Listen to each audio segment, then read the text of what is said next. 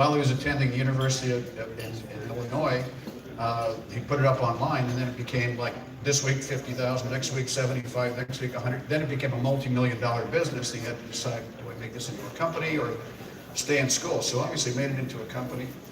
A lot of big investors have put money at Fidelity Investments has invested $50 million. Highland Capital's invested $30 million.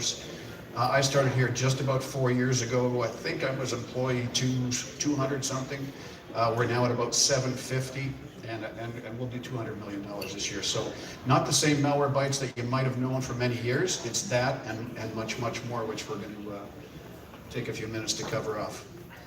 But to give it to some perspective, because we do have, if you add everybody up, a lot of competitors. There's about, if you added everyone together, there's 80 or 90 or more vendors in the endpoint security space. And magically, everybody has a report telling you that they're the #1 company, will stop more malware than anyone else. But if we want to get to some real statistics, not the pay-for-play, vendor-sponsored, put together a report that says we're #1, because 100 companies can't all be #1. It's like the craft brewing industry here in Ontario. There's 300 of them.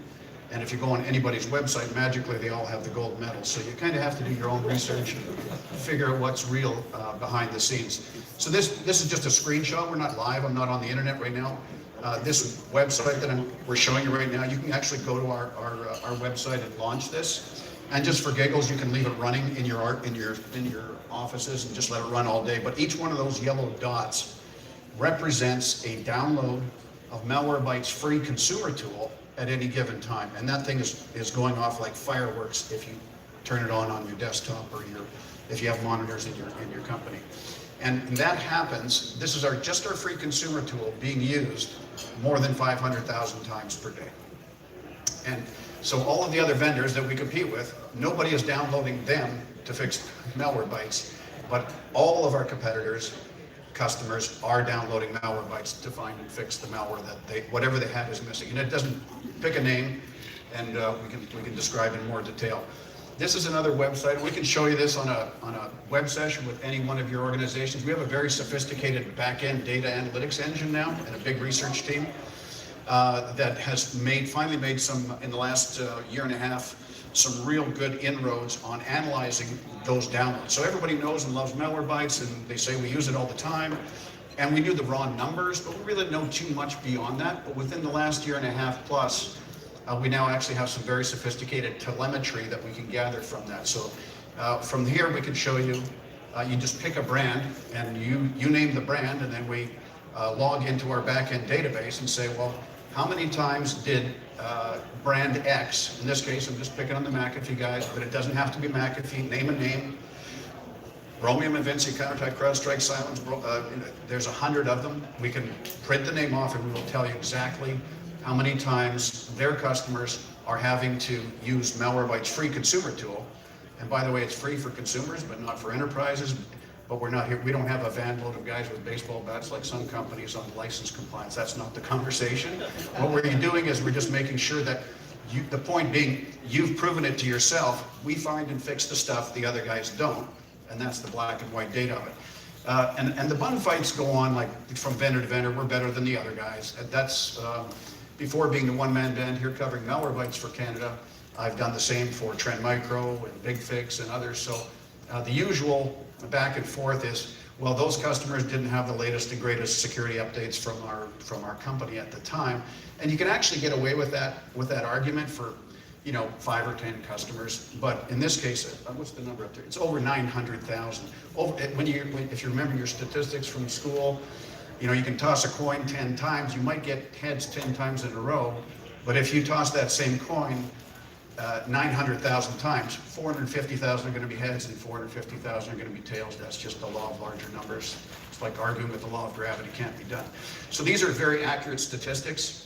We will get more granular. We will actually see in the red bars off to the right, we're showing you the actual types of malware that are being missed by every other brand. If somebody wants to get more granular, I did this at about 10 o'clock last night. And so in our back end, and we can print these reports, you just tell us the brand and we'll show you what's going on. We can show you, this is just within the last 4 hours as I printed it off last night. And that's the malware that's being missed. So you can see, let me see if I can figure out how to use this pointer here. But if you look at the last 7 days, last 30 days, it hasn't changed. So Emotet, anybody been affected by Emotet in the room? Maybe you don't want to show your hands. But it's a pandemic out there right now. It gets into an organization, it's very insidious, it's very difficult to get rid of. And people are telling us every single day the phone is ringing off the wall. We're downloading your free consumer tool. You were the only thing we found that could fix it. We tried CCleaner. Our McAfee had a thing called Stinger. It was supposed to find it, didn't. Our Symantec has Eraser, was supposed to find it, didn't. Our Trend Micro had Sysclean, was supposed to find it, didn't. You're the only tool we found that's able to eradicate this Emotet malware in our environment. So, and that's not a snapshot in, this is snapshot in time as of last 4 hours, but that is consistent over the past year and a half, 2 years. Let me see if I can advance here now. So the reality, so what's going on? The challenge here is that everyone sort of thinks, yeah, we know we have some malware problems from time to time. We think it's just a small percentage. The reality is that most people are infected. You just heard from Kenrick a moment ago that it's not the if but when. The original person coined that was actually another law enforcement person. Robert Mueller back in 2011, two kinds of companies, those who are infected and those who don't know that they're infected. So the reality is in this, we have the telemetry and the data to back it up based on millions and millions and millions of downloads to give you these accurate statistics. So reality is closer to 60% of the machines out there are infected. So there's 2 use cases for Malwarebytes. There's the one that a lot of people are familiar with, which is using Malwarebytes for remediation after the fact. And that's a legitimate use case, and we're here to tell you more about that. And the other is for real-time protection. So to dramatize a point, if it was a ransomware attack, even Malwarebytes cannot unring that bell. But if you were running us in real time for real-time protection, we would have prevented it, is the message. But let's talk about the remediation use case, because that is the most, one of the more common use cases for Malwarebytes. For a lot of reasons. Maybe you just signed a 3-year deal with brand X and you have no intention whatsoever of removing it. Or maybe you're so embedded with your vendor. We have huge enterprises using Malwarebytes on a global basis. Oracle, Accenture, Deloitte, IBM, Microsoft, HP, Uber, Facebook, Panasonic, Motorola, Lenovo. All of those companies have what they have, their McAfee, Trend Micro, Kaspersky, Sophos, etc., and Malwarebytes. And the reason for that is, forget about how much more malware we catch than anybody else. They've got hundreds of people trained on it. They've got runbooks built. They've got playbooks built. They've got server infrastructure all over the planet. If they fell in love with Malwarebytes today, that's a 2-year project for anybody to rip out what you have and replace it with something else. You know that you've been through those software rollout exercises. So we're happy to stay on the remediation path, and the reason that instead of just downloading a few free copies of our free consumer tool on a regular basis, the reason you want to use Malwarebytes for remediation, but across the entire population, is that the issue is that on the if and the when, if you look at every single data breach that's ever happened, virtually every single data breach that's ever happened, there's thousands of them, and ask a simple question: when did the original compromise occur that caused the ultimate data breach? And then when, as Kendrick mentioned, when did that proverbial stuff hit the fan? When did you find out about it yourselves? Did you hire a pen testing company? Did you hit the news? How did you find out about it? And that gap between when the original compromise occurred and when you found out about it is, depending on whose report you read, it's days, weeks, or months. There's a number of useful reports out there that can give you some more metrics on that, but there's the Mandiant report, which was mentioned. Rapid7 has a good report. Ponemon has a good report. The Verizon Data Breach Incident Report is an excellent report, built on a large sample size of the 2,500 largest Verizon customers. So the statistics are, again, pretty accurate. Anyhow, the delta is days, weeks, or months. If you look at the most recent one, the big one was in the news recently. They acknowledged that the breach occurred in 2014 and it was announced in December 2018. So that was a 4-year dwell time before that happened. So the objective in using Malwarebytes if you're still on the remediation use case, for proactively scanning your entire population, not just fixing those machines that showed up at the help desk today. And this is where the FUD stuff comes in, all of the data leakage and whatever other carnage could have been caused in the meantime before you found out about it. So we want to shrink that dwell time, sometimes called the window of vulnerability. We want to shrink that down to a manageable, a much more manageable, getting it as close to the point of compromise as possible. And in order to do that, instead of using our free consumer tool, we have purpose-built remediation tools instead. And they're agent-based and agent-less. We have options on that front. I'll come back to the real-time stuff and where we'll cover more on the agent stuff. But if you're staying with on the remediation use case for the moment, the agent-less product has a lot of flexibility. So in essence, what we've done is taken the remediation utility out of the product and turned it into, it's just a standalone piece of code in the form of an executable. We've given it its own CLI, its own command line interface. And that command line interface now invokes, for those of you familiar with working with CLIs in the past, a lot of flexible use cases. So then we ask the customers, well, what do you have for systems management tools? And some people say SCCM, and some people say PDQ, and some people say Landesk, other people say BigFix, other people say Tanium. Whatever you have, because you're familiar with it, and again, there's no big infrastructure investment, there's zero infrastructure investment. You just take what you have, take this little bitty piece of code, run a script, and they'll proactively scan your entire population on some routine basis. So we did that for Oracle. They used to have a couple of hundred copies of Malwarebytes kicking around the help desk for all the techs. And now, well, we've got SCCM. Well, now they push it out and scan proactively 180,000 endpoints on a routine basis and find and fix the stuff that they didn't know about on the not if, but when category. The other flexibilities that you have, if you have investments in other tools like SIM tools, for example, Security Information Event Managers, these are the Logarithm, QRadar, ArcSight, Splunk, and others.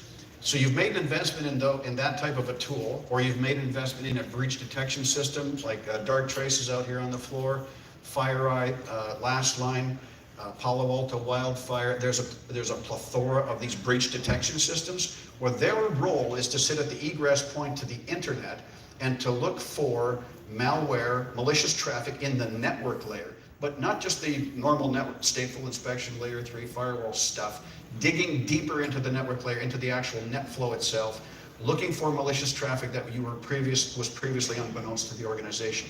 If they do find something there, they will then, and this is their role, is to provide that information to you in the form of an alert. And that alert typically uses the open IOC framework. There is others, the Aerotaxi sticks and others, but typically most organizations will receive these alerts in the form of an IOC or indicator of compromise. Well, that same little bitty piece of purpose-built code that you've now scripted into your SCCM or your Tanium or your BigFix or Case or whatever you have, that is capable of automatically, zero infrastructure, ingesting that IOC data. So while these people are dumping truckloads of alerts on you, which is a good thing because they found something you maybe didn't know about, but now you have to do all the triage on that and figure out which one's a hair on fire situation and which one is, we know that's going to be fixed in the next patch management cycle. Instead, as good as you know Malwarebytes to be already, we can now ingest and add potentially, this could be targeted attack information. If it's coming from your SIM or your breach detection system, chances are it may be unique to your organization. Well, we can add that to the scan and remediation exercise. And when we're finished with that scan and remediation exercise on any and all of the affected endpoints that we found, we will not only fix them, but we will take that data back. We call it a forensic timeliner. We will take that data back, and now you can export it to the SIM. So now all of the investment that you made, the tens of thousands or hundreds of thousands or millions of dollars in your SIM tool, we can now export security-specific event information unique to your organization into that SIM, making your existing investment that much more valuable. Other things that you can do with this purpose-built little bitty piece of code. Any ServiceNow customers in the room on the service desk? So again, zero infrastructure. You've got the ServiceNow infrastructure. You've got the management console, and now you when the case gets opened through ServiceNow, you can find and identify infected endpoints, and now you can invoke the use of this little bitty piece of remediation tool from Malwarebytes, and then ultimately close the case, all through the same existing ServiceNow management console. Does anybody have an investment in Forescout's NAC, Network Admissions Control? Anybody familiar with Network Admissions Control? Same thing, Counteract console, you can manage it again, and others. We have customers that are opening and closing their cases through Splunk, automated. In one case, one of the largest footwear manufacturers in the world that you would all be intimately familiar with, 8,000 endpoints. Their re-imaging has reduced by doing this simple remediation use case by 80%. So just make up whatever your numbers are. How many machines did we have to find and fix this week? How many people did we have to re-image? How many people did we have to inconvenience? Or how much lower did our customer satisfaction rate go down every time we did that? Well, you can take all of that and immediately build an ROI case. So 80% was that example. Home hardware here in Canada, this is a public use case study, so I'm not talking out of turn. And you can find this on our website. They have McAfee across the country, bought FireEye at the gateway for legitimate business reasons, totally makes sense. Find the malware that's now traversing the network. However, they were getting clobbered by a lot of alerts, and then they were having to re-image a lot of machines. Since they put Malwarebytes in just over 2 years ago, they have not re-imaged a single machine due to malware, and that's over 2 years now. And that is very, very, very common across all of our customer base, still staying on that remediation use case. So if you've got a circumstance, you've got agent fatigue, your machines can't suffer another agent, no matter how lightweight we might tell you it's going to be, and we can prove that to you. But if for whatever reason you don't want to put any other agents on your machines, that's where the agentless solution comes into play. If we switch tracks just for a moment and look at now real-time protection, pretty much all of you will have some kind of endpoint antivirus in place today, one of the brand names or others, but recognize that a lot of malware is getting through it. Hey, and that's why we're downloading that free Malwarebytes consumer tool to find and fix the stuff that's not past whatever our endpoint product is in use today. So a few years ago, people started to say, well, I'm going to start buying a next generation company. I'm going to buy a Silence, Bromium, Vincia, Counterattack, CrowdStrike. I'm going to buy one of these tools and layer it on top of what I already have. And that way I'm going to catch even more malware, and that does happen. However, what's happening is stuff is still getting through. But if you're using Malwarebytes instead, you can prevent the need to remediate, because ideally you want to prevent things. That's the utopian situation, is to prevent. But with Malwarebytes, you're going to have all layers of the cyber kill chain. Anybody familiar with the cyber kill chain term? It gets used a little bit. It's a useful framework to have a conversation with, because so much noise, so many vendors, so many different terminologies, and they get up here in the front of a conference like this, and the name changes at the top of the PowerPoint slide from brand A to pick another one of the 48, and the person speaking says, yeah, we have advanced heuristics, and we have machine learning, and we have behavior analytics, and magical algorithms, and you just start to blur with this noise, and you say, well, if everybody's got intel inside, how come you're not all the same? So we need to dig into it, and the cyber kill chain is a useful framework to have that conversation. And the kill chain shouldn't be used to describe, or it shouldn't imply that attacks happen in a linear fashion. They can happen at any one point along that cyber kill chain. The point being is that Malwarebytes has plugged every vector, we call it the multi-vector protection, of the cyber kill chain. So if you even look at just at the very outset, this is pre-execution. If you look at the very outset at the first site there, we have a web protection utility which is on board in the product. And what that web protection utility does, it prevents, so you've already got something at the gateway, you've got SMTP protections from whatever brand you have, you've got HTTP protections from whatever brand you have, or you've outsourced to a service provider. But this is at the endpoint where the rubber meets the road. So on board is a web protection utility that will refuse traffic coming from a bad place, a bad IP address, a compromised website, a compromised domain, etc. So that web protection utility alone, preventing traffic from coming onto the endpoint, forget about our magical algorithm and our behavior analytics and our machine learning is better than the other guys. It's a non-issue because you've already protected and prevented traffic from getting onto the endpoint. For those of you who've run our product, you've seen that in the past where it's blocking IPs from bad places. Similarly, again, you have SMTP and HTTPS protections at the gateway, at the egress point to the internet with what you already have. But if somebody now is checking their Gmail, their Hotmail, their sabbatical mail, whatever, that's out of band. That is not being protected by what you've put in place. So similarly, this web protection utility will block any outbound traffic that is destined for one of those compromised domains. And these aren't all bad places. This is not like let's pick on the users and they're all going to gambling, hatred, and porn and untoward sites that they shouldn't be. This is legit, many cases, legitimate websites. We have a demo we can show you with realtyworld.com. One of the probably top 10 websites on the planet in terms of traffic. Well, they were temporarily compromised by an advertisement that they keep posted on their website, and that became, you didn't have to click on it, just mouse over and you were infected with ransomware. So it's not always the end users. We do pick on them sometimes, justifiably so, but a lot of times it's not their fault. So we need to protect them even in those circumstances. So any traffic outbound destined for a bad place will also be blocked. The second thing we're going to be doing on that endpoint is recognizing what we call application hardening. Again, not to compete or conflict with whatever else you might be doing on application security, whether it's the SDLC stuff, making sure that the code is built properly right out of the gates, or whether it's a vulnerability scan from a Tenable or a Qualys or whatever other brand you like after the fact.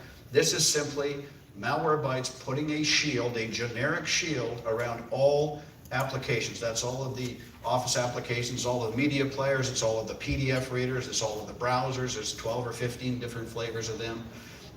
So it's not unique, it's not version specific, it's pretty much a set it and forget it utility, and that will prevent any known vulnerabilities or otherwise on an application from being taken advantage of by the bad guys prior to the eventual patch. In some cases, like Java applications, anybody got Java in their organizations these days?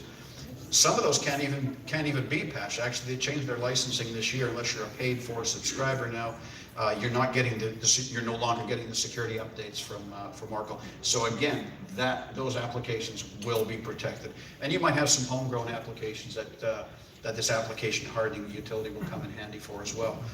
Ultimately, however the original compromise occurred, was it a phishing attack? Did some user find a shiny USB stick in the parking lot and they got curious to see what was on it and shoved it in the machine? Regardless of how the infection is trying to get onto that machine, they will be using one or more exploit kits to accomplish their evil ends. So in that case, our anti-exploit, again, a set it and forget it utility, no ongoing update issues, no wide area bandwidth issues, no endpoint resource consumption issues. And this anti-exploit utility is our own DLL injected into the operating system at the kernel level, and it is monitoring every open application and every single threaded process associated with that application. And this is very important because the bad guys are obfuscating their tracks by hiding inside, in some cases, legitimate Windows processes. Others may parrot the same words, but the end results are markedly different. So you have to always be in the high 90s of accuracy all the time to fight these exploits. Or if your success rate is going to be lower than that, if you're 90% today and only 50% tomorrow, then it's not a useful enterprise tool at all, because the false positives are now going to trigger more calls to the help desk, and that's counterintuitive, and it can be more frustrating than the malware itself on occasion. From there, everybody knows about the legacy Malwarebytes anti-malware and the behavior analytics. But if you look at the next blue bar, that's where we're actually going to stop. If any ransomware has been good enough to get past the IP protection, the behavior analytics, and the anti-malware engine, and it starts to detonate some payload on your endpoint, that's where our anti-ransomware utility will kick in. And we're very, very good and very accurate at doing that as well. So this is all about prevention of malware. From there, our machine learning is going to take over, and machine learning is increasingly important as probably know the rudiments of machine learning. It needs to, as the name implies, it needs to learn. So it's not very smart out of the gates, but over time it learns. So our machine learning is probably clipping, 96 or 97% of all the net new 0-minute malware that's coming your way today, and that will only get better over time. And then finally, you have the ongoing behavior engine on the product as well. But that's all about the prevention. So we're real-time protection, and the focus is on prevention. And we can run side by each with whatever brand that you have. So all of those customer names that I rattled off, all of them are running some other brand, whether it's Windows Defender. And by the way, there's nothing wrong with Windows Defender. If you're thinking, well, I don't want to pay for two, well, look inside your Microsoft Enterprise license and find out if the Defender stuff comes for free, but if you want the managed version and you're using SCCM, check in your enterprise license agreement and see if that's an option for you, because we can show you the metrics and we can show you the statistics. They're every bit as good as those brand name stuff that you've been paying through the nose for a long time. The next phase in endpoint security, here's another acronym for you. We love acronyms. EDR. So all of the vendors today are generically referred to as EPP, or endpoint protection.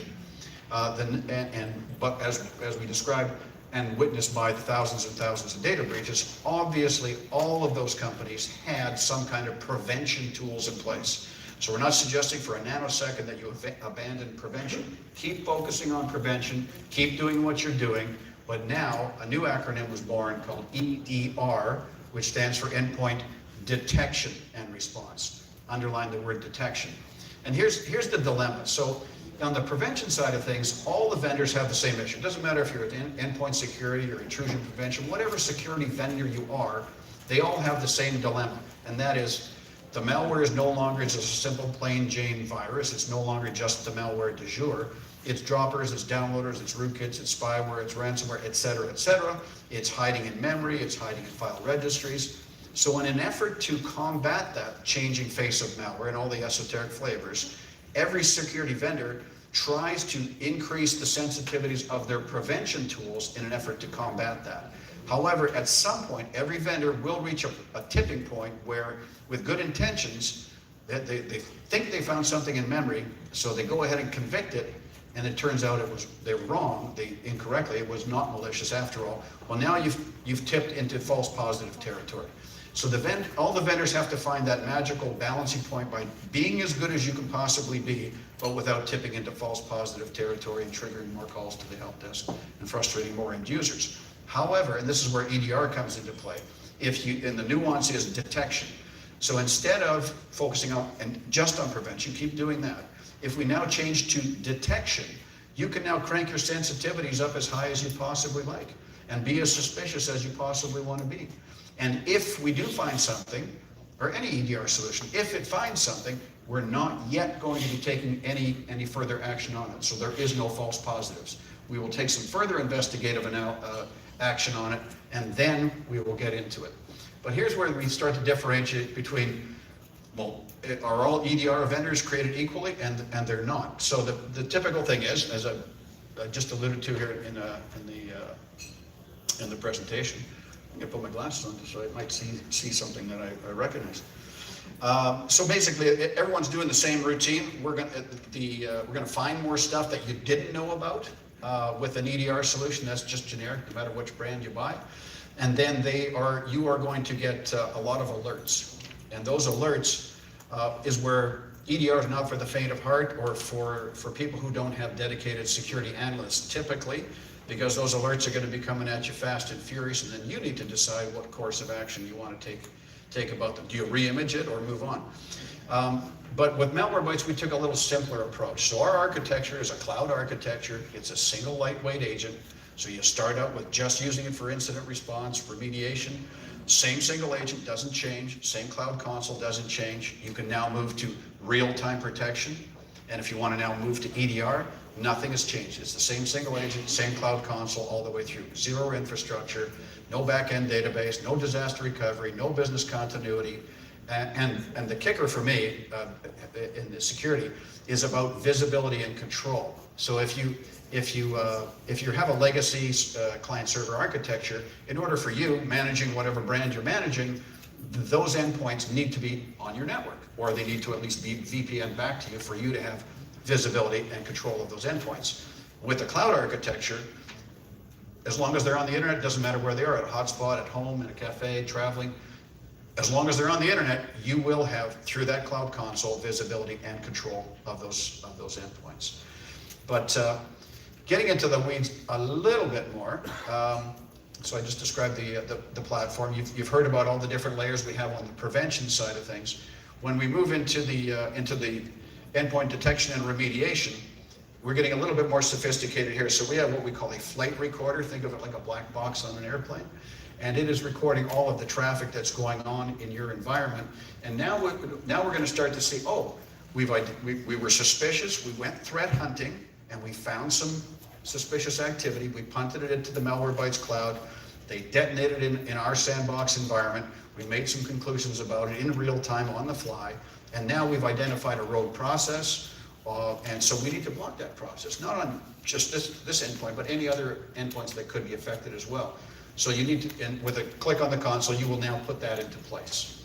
If it's more severe, we can quarantine any and all affected endpoints on the network so they can only communicate to and from the management console. If it's real severe, we will lock them out of the desktop. And you can put whatever customized message you'd like in front of them, say, sorry, keyboard's locked down, you can't do anything with your machine right now. We found some malware, we're investigating, we'll get back to you shortly, or whatever customized message you'd like to be able to show that end user.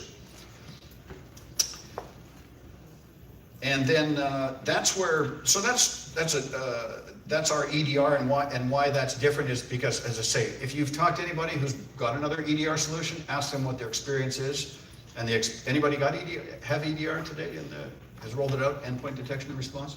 So the experience is, if you ask your colleagues, you know, it's complex. We're getting a lot of alerts, and we're spending, we used to have 3 people in IT, or we used to have 4, now we got 7, because we want to run a 24/7 shop.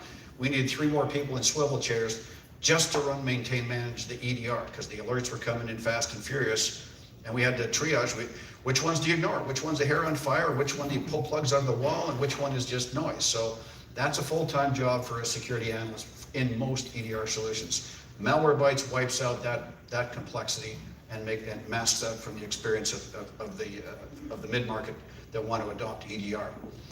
But where we really shine on EDR is now, I would say, in the unlikely event, because if you're running Malwarebytes for real-time protection, you shouldn't get affected by ransomware in the first place. But if you do, you heard in the last presentation from Kenrick, the choices are basically 2. And one is pay the ransom, and their recommendation is to not. Some people still do. We saw in public news, town of Wasaga this year. Small town, 120 or 130 endpoints, a bunch of servers. Their bill, they publicly announced on the Google, is now around, I think around the $250K mark. $250,000 is the cost. I think the ransomware from memory was about 35 grand out of that, and the rest is just the pain and the fallout from rebuilding their infrastructure and servers and replacing hardware, etc. And that's a small shop. City of Atlanta, you know, a little bit more dramatic. They got hit, and they're announcing their costs right now. Running tally, currently running at $275 million in the ransomware outbreak that happened in the city of Atlanta. However, if you come in on Monday morning, and if you are running Malwarebytes EPR, that's our clever marketing term for combining EPP, endpoint protection, and EDR, endpoint detection and response. We simply call our product EPR for endpoint protection and response. If you are running Malwarebytes EPR, you come in on Monday morning, and there's a bunch of red lights on the console, and the phone's ringing off the wall, and people are saying, hey, I got this message, and it says I got a ransom, and I got to pay some coins, and they've locked my files. Well, your choices are pay the ransom and hope that they give you the keys, as you heard earlier. And even if they do, that's not a simple exercise. That's file-by-file decryption, even if they do give you the keys. So most people today are opting for, most people are opting for actually rebuilding the machine, just re-imaging it from, hopefully you have good backups in place. And now there's a third option, and this is only available for Malwarebytes. And I say this with confidence and some level of authority. That's part of what getting gray hair does for you. So having started Trend Micro, having started Big Fix, knowing a lot of the players in the marketplace, I won't say I know all 100 of our competitors, but I know most of them. And if you come in on Monday morning and that console's lit up with a bunch of red and the phone's ringing off the wall, don't hit the panic button. Just swivel your chair over to the management console, click on any and all of the affected endpoints, and 5 minutes later, they will have been rolled back to a good state anywhere within the past 72 hours. And there is nothing, bar none, like that in the marketplace today. So please stop by our table after the show and we will tell you more about that. Are you giving me the hook there, Caitlin? Okay, good. Well, thank you very much for your time. That's the well-kept secrets from our stealth marketing organization. We like to stay in stealth marketing, but we're happy to be here. Look forward to it. Good. Yeah, let's turn that on.